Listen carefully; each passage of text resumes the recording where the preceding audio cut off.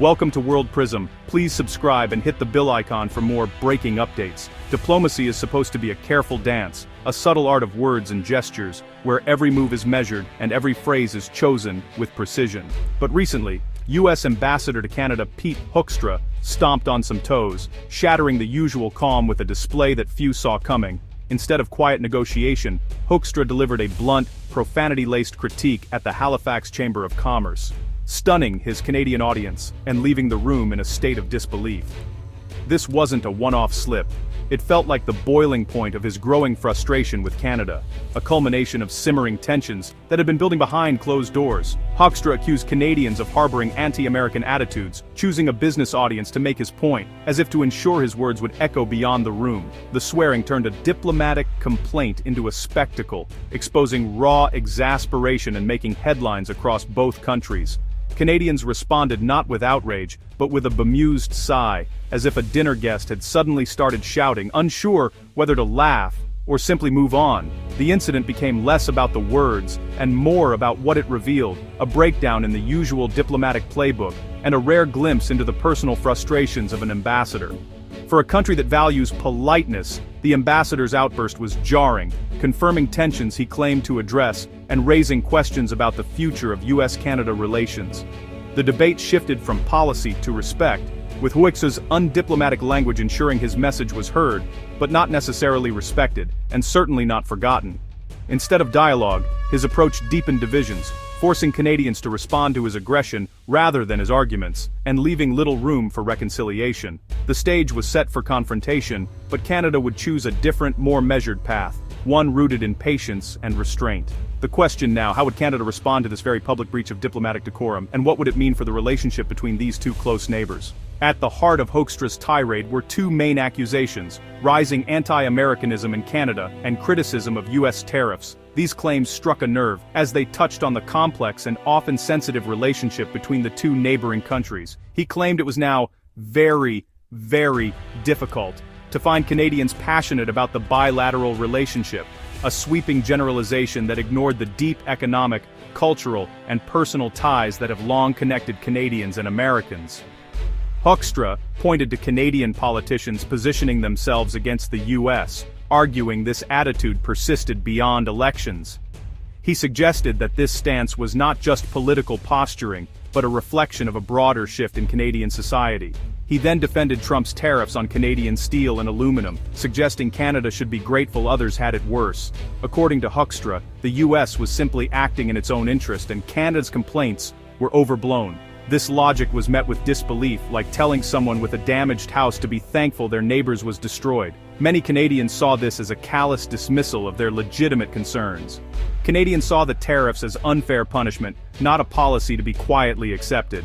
For workers and businesses, these measures had real, painful consequences. Hoekstra objected to Canadian officials calling the dispute a war, demanding a more subdued response. He seemed to expect Canadians to downplay their frustration and accept the situation without protest. This revealed a disconnect. Canadians viewed the tariffs as aggression while Hoekstra painted Canadian pushback as escalation. The two sides were clearly talking past each other, unable to find common ground. His narrative cast the U.S. as simply enforcing policy, while Canada was portrayed as hostile. This framing ignored the genuine sense of injustice felt by many Canadians. Most Canadians rejected the idea of widespread anti-Americanism, seeing their opposition as principled defense of sovereignty. They believed standing up for their country was not the same as being anti-American. By policing Canadian rhetoric and downplaying the harm, Hoekstra's message was destined to fall flat. His approach failed to acknowledge the real impact of the tariffs on everyday Canadians.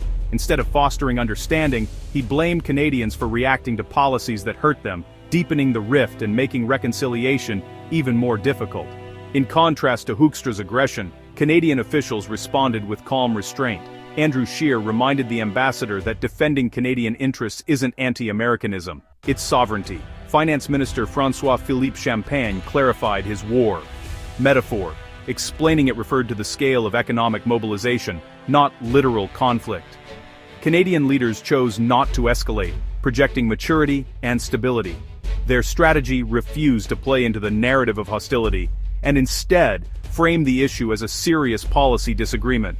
the political establishment presented a united front, prioritizing Canadian dignity over drama. This unity sent a clear message. Canada would defend its interests, but not at the expense of civility. The ambassador's outburst was isolated, while Canada's response was measured and resolute.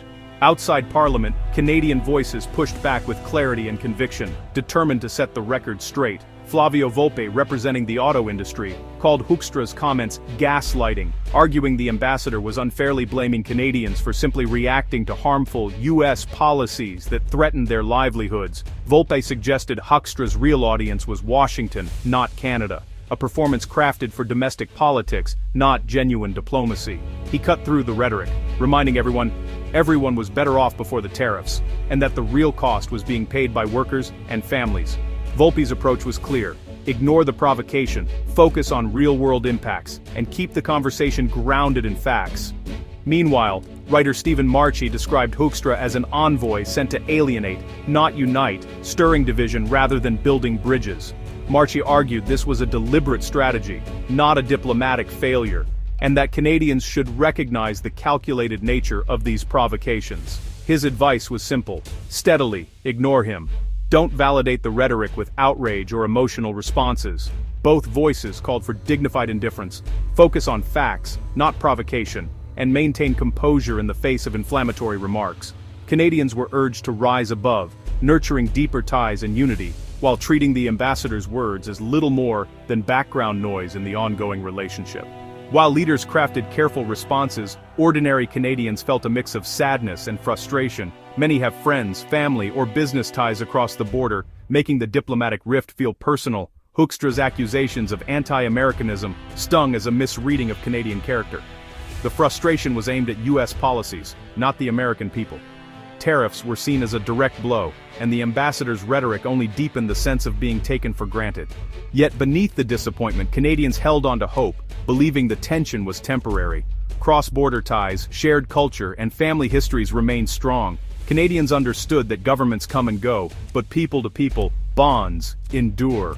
The public mood favored quiet resolve over escalation, a hurt, but not hateful, response. Despite the headlines, the Canada-US relationship is built on more than politics. It's a tapestry of family, commerce, and shared culture, far deeper than any ambassador's words. Billions in trade cross the border daily, supporting millions of jobs in deeply intertwined industries. Tariffs can disrupt, but they can't sever generations of economic and personal ties. Canadians grow up with American culture, yet fiercely protect their own identity. Millions have relatives across the border, creating a reservoir of goodwill. The idea of widespread anti-Americanism seems absurd to those living these connections. While official relations may be frosty, the foundation remains strong. These enduring bonds give both nations the resilience to weather political storms. The recent diplomatic turbulence is a stark reminder. Respectful dialogue is essential. The Hoekstra episode shows how quickly relations fray when provocation replaces communication. Canada-US ties can't be managed through public denunciations. Honest, good-faith negotiation is required. Disagreements are inevitable, but the real test is how they're resolved. Canada's calm response offers a model: defend interests without personal attacks. Repairing the damage means recommitting to diplomacy, listening as much as speaking. The U.S. must recognize the real pain caused by tariffs. Canada must persist professionally. The deep ties between the countries are a precious asset, requiring constant effort and mutual respect.